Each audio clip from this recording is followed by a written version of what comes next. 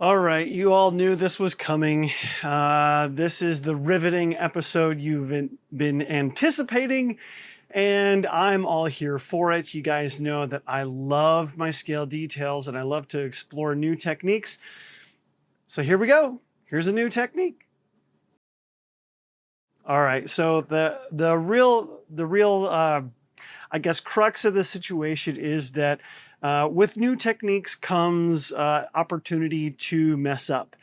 And so I highly recommend that you take a piece of material and go through the process of messing up. So I'm going to show you guys initially just a couple of things on a study piece of vinyl. And I will then take that same idea and then apply it to the airplane. And let's just get right into it. So as you can see, I've got the fuselage on the bench. Hi. And I've got some window cleaner here just because we want to make sure that there are no oils or dust or debris or anything on the vinyl when we go to apply, okay? And after that, we can wipe things down. I'm using these Viva paper towels. A cotton terry cloth, soft cotton terry cloth would work just as well. Anything that is light and not going to scratch this stuff.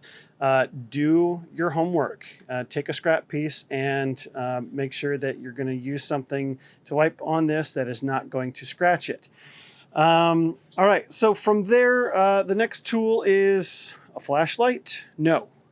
This is a UV light, This you can pick up at Amazon for like 10 bucks or so. Anyone will do. I'm using one with a little bit higher wattage light output just because I want more light to help cure things faster. The reason that we want this to cure things faster is because we're using UV based stuff. Okay, so this is the resin we're going to be using. It is just clear, hard resin. It's a medium viscosity. It's got a medium viscosity, and I really like how it works and lays. The reason I have this out, this is Rocket UV from Deluxe Materials. And this stuff works really, really well for like doing some sculpting things with 3D printing. But honestly, for this application, this is just too thick. It's got too much viscosity. It leaves stringies. It leaves kind of messy circles. So short of that, the main other thing you need is some sort of applicator. I've got a metal awl. A toothpick will work just as well. Really what you're going for is testing how the different sizes go. So the rule of thumb is the more volume of the resin that you apply, the larger the rivet mark will be. In addition to that, this is like acrylic nails. You know, this is essentially what this material is intended for. And you can add coloring pigments to it. So I've got some silver stuff. If you were to do like a brushed look, this would be absolutely necessary. Just by applying the clear on this, the reflective surface reflects on it and it looks polished anyway. So this is just a powder. You put a little bit of powder in the resin and you mix it in and it looks silvery. Go easy on it. This stuff goes farther than you think, and then get a couple of brands to see which one you like best. Some look a little bit more bass boat like than others, okay? You'll know what I mean by bass boat when you see that it's not looking right, okay? It looks bad. Okay, let's actually show you how this works. All right, as you can see, this has been my experiment sheet. Just showing you, like, I have been working on this and playing around with this and how it works. It's no mystery that I like to try and fail things before I actually put them on a plane, and this is no different.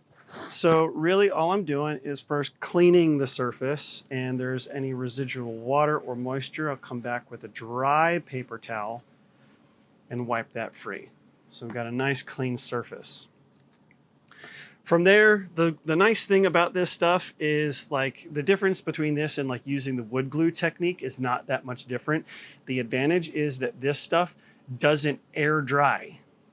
You can leave it out and it'll still be messy and gross later, okay? So it doesn't dry and get thicker in its viscosity as you use it, which is super, super helpful. So I'm just gonna apply a blob there. And all I'm gonna do is I'm gonna take my little awl, dip it, and so now I have a little bit on it and touch to the side. Yes, I'm getting consistent drops. So now I'm gonna go over here. All right, and I'm gonna do touch, touch, touch, touch, touch. And you can see, like, as I apply subsequent ones, they get ever so slightly smaller. So you can touch, touch, hold, touch, hold, touch, hold. And you can get pretty consistent ones as it runs down. It's sort of like using a fountain pen.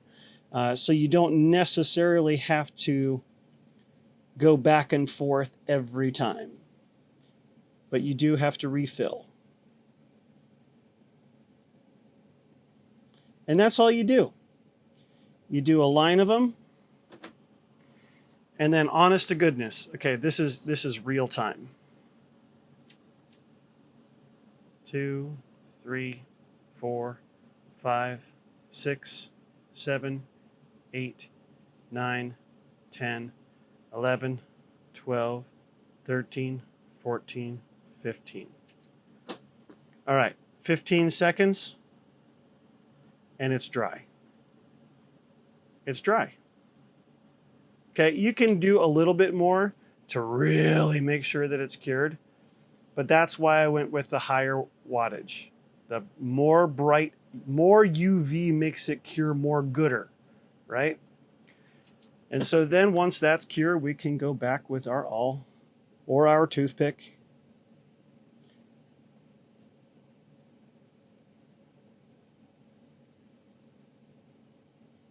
You know, however technique you find works the best in terms of your consistency,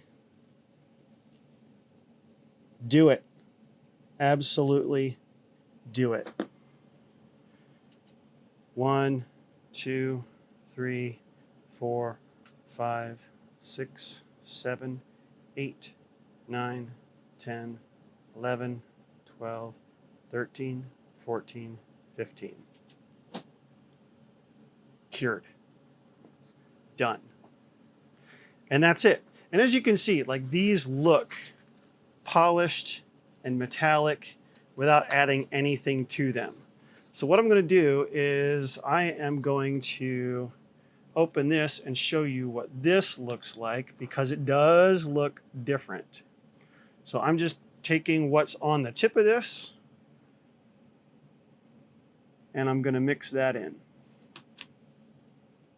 That's literally it.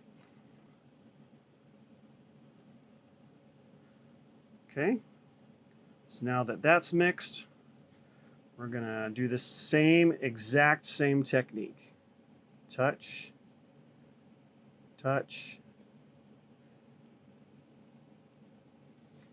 And as you can tell, I'm not being super careful here in terms of how straight my line is. It's just to demonstrate what these things look like.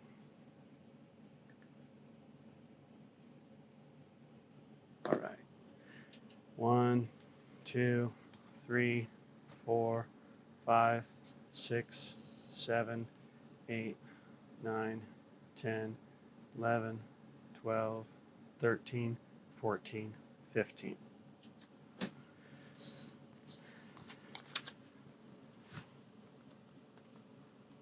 All right, so holding up close, it's going to be difficult for the camera to focus on a lot of this because there's so much reflection, it doesn't know what to focus on. But bear with me. So you can tell that these are the clear ones, and then with the little bit of silver, it has a very slight different look to it in terms of its depth. And this is what it looks like when it's liquid. It's all glittery, and like I said, bass boat. But like when it's small, it does look different. So like I said, your mileage may vary here. It's important to just play around with this stuff. All right, so those are the basics. It's really quite simple. Apply it, dry it, cure it, right? And then you're on your way. So there's not a whole lot else to demonstrate for you guys. So I'll put you on the tripod again. We're gonna do an entire line of rivets on the bottom of this airplane. Haven't put any of them on yet, so you're the first ones to see. And we'll see what this looks like in the end.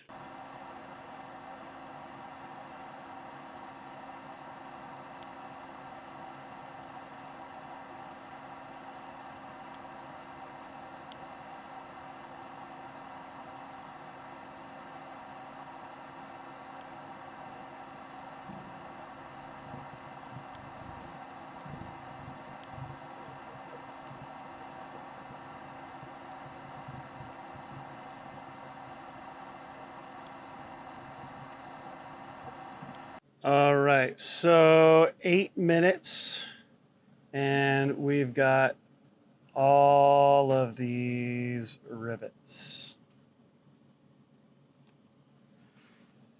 Oh man, look at that. Ah, I love it. All right, so I'm going to drop a link to a couple of these products down in the description. Feel free to check them out. Not affiliate links at all, so I don't see any money from this. I just like sharing cool techniques like this. You can certainly do the whole embossing thing with a hollow tube to get the same flush rivet kind of thing. You might want to do a little bit of heat, not much. Again, vinyl will melt. So if you have a variable soldering iron, that's what I would recommend if you do like a brass tube as the tip.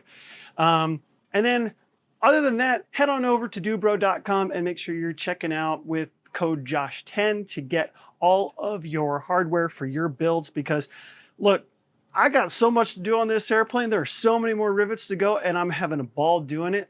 So until next time, keep riveting your flying works of art.